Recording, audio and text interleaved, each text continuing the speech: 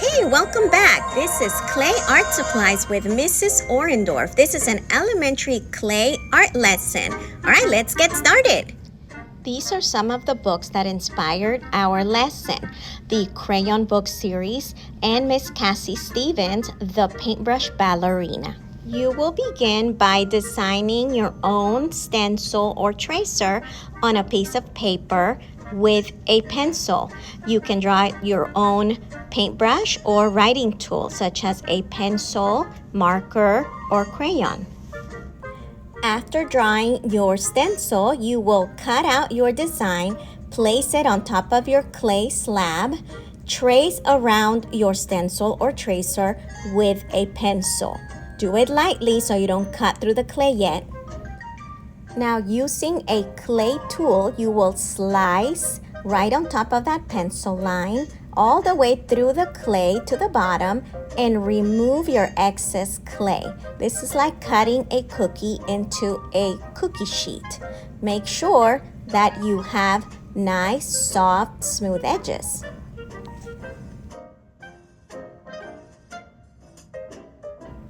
The next step is to place your stencil or tracer back on your clay. With a pencil, you are going to trace lightly on top of your lines. This will make a little indentation into your clay where you want all those little details, such as the lines separating the brush bristles from the handle and the face, such as tracing the little mouth, the eyes, etc.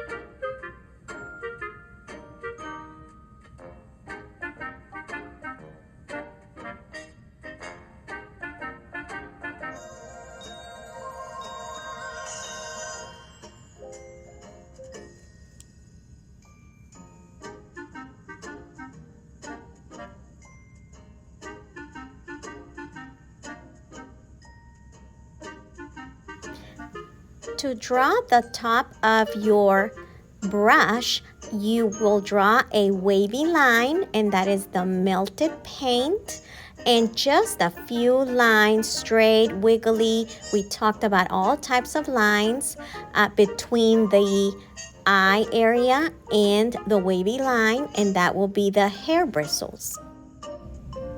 This is attaching clay to clay. We don't just attach the clay like Play-Doh. No. We have to use a system called score and slip. We will use a little scoring tool. It looks like a tiny fork. You can also use a little fork or just a pencil to scratch some lines into the surface where the clay is going to touch. You have to scratch the other side of the piece that you are attaching. In this case, it's the bottom of the eyeballs to the center of the eyeballs. And then we have slip. This is very liquidy clay. You get a little bit with the clay tool. It's like spreading butter on toast, a little bit of jelly on toast. Make sure you don't use too much. And then you connect that scored area to the other scored area on the surface. Press. You might hear a little squish. And if you have any excess slip on the sides oozing out or showing, you can gently smooth it out. Use your finger.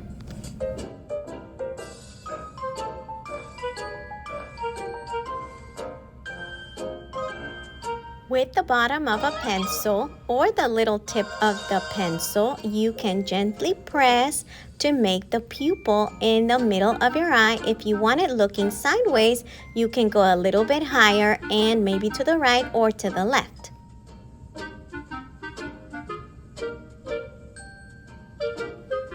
And you're all set, ready to dry and be fired in the kiln. This is the quick process, same exact thing for your writing tool as you saw me show you with the brush. Make your stencil, place it on top, trace it, add the little details such as the lines and your face, of course. And if you have any thing to add, such as the eyeballs, or maybe even a little bow tie or sunglasses, you can make that on a separate piece of clay and attach it always using the score and slip system. And here is just a little tip on how to make a straight line on clay. After you remove your paper, if you still can't see that line very well, you use your clay tool, and since it's nice and flat and it's a straight line, you press it lightly on top of your pencil line and it will give you that nice crisp line. Please be gentle. Do not cut all the way through your clay or it will fall apart. Stay tuned for part 2, glazing your clay.